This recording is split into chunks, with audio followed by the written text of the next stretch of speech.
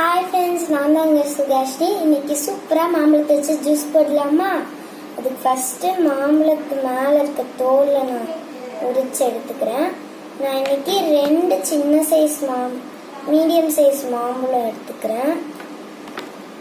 2தோட தோலையும் நம்ம உரிச்சு எடுத்துடலாம்.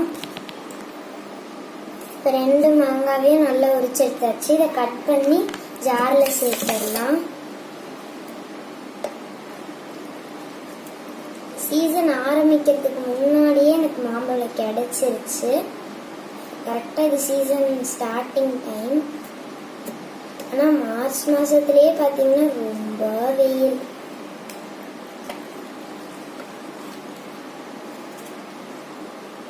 இதே மாதிரி 2 மாங்காவையும்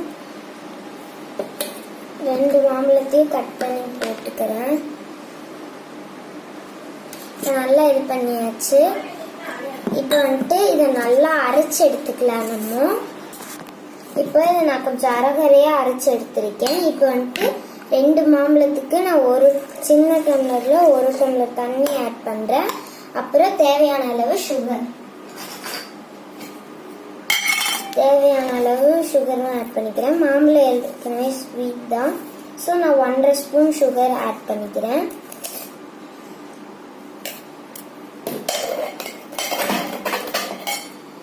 இப்போ இன்னும் நல்லா அரைச்சி எடுத்துக்கலாம். நல்லா இப்போ நான் அரைச்சி எடுத்துட்டேன். நீங்கள் 1.5 ஸ்பூன் தான் போடணும்னு இல்லை, எவ்வளோ வேணாலும் போட்டுக்கலாம். சர்க்கரை இப்போ இதை எப்படி இருக்குன்னு நான் கொஞ்சம் டேஸ்ட் பண்ணி பார்க்குறேன். இனிப்பு கரெக்டாக இருக்குது. இப்போ நான் இது ஒரு டம்ளருக்கு ஊற்றிக்கிறேன்.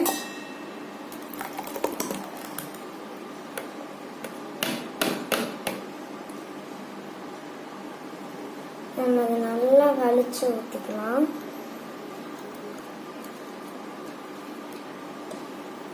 அதே மாதிரி இது மூடியிலையும் இருக்கும், மூடியிலையும் வலிச்சு ஊற்றிக்க வேண்டியதுதான்.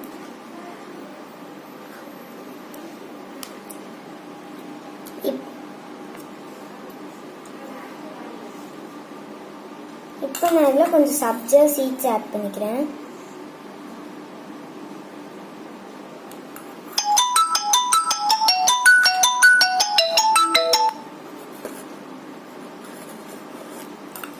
நான் அதில் தேவையான அளவு சப்ஜா சீட்ஸ் ஆட் பண்ணி மிக்ஸ் பண்ணிக்கிறேன்.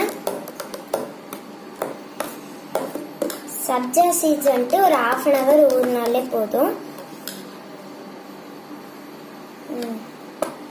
மறக்காம ட்ரை பண்ணி பாருங்க, வேற லெவலாக இருக்கும். Tata bye.